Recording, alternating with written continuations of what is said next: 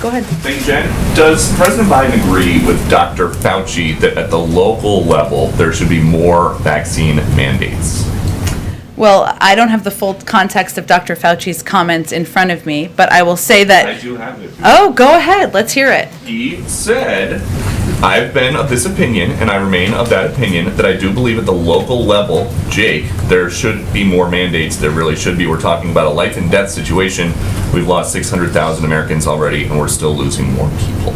Well, I would say first from the federal government. If I remember the context of the question, it was about federal mandates, I believe. Correct me if I'm wrong. That's not a decision that we are making. That is not our intention from the federal government. There will be decisions made by private sector entities, by universities, by educational institutions, and even perhaps by local leaders, should they decide that is how to keep their community safe. If they decide to make that decision, we certainly support them in that step. The president said on March 11th, my message to you is this: listen to Dr. Fauci. Is he now saying don't listen to Dr. Fauci?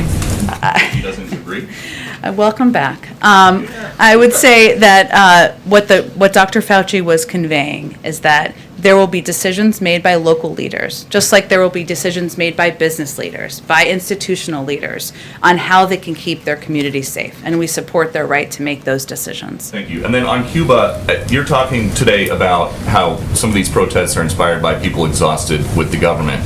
Why is it that yesterday the State Department was saying that this was all happening out of concern about rising COVID cases? Well, I would say first that the protests were just happening yesterday. We're still assessing what is motivating and, of course, and driving all of the individuals who came to the streets. But we know that when we say exhaustion, the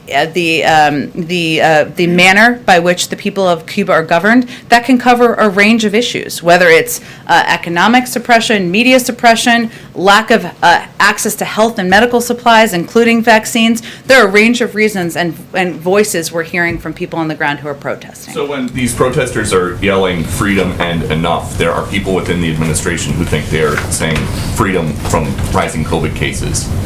Again, I would say that when people are out there in the streets protesting and complaining about the lack of access to economic prosperity, to the medical supplies they need, to a life they deserve to live, that can take on a range of meanings. There's a global pandemic right now. Most people in that country don't have access to vaccines. That certainly is something we'd love to help with. Go ahead. A few months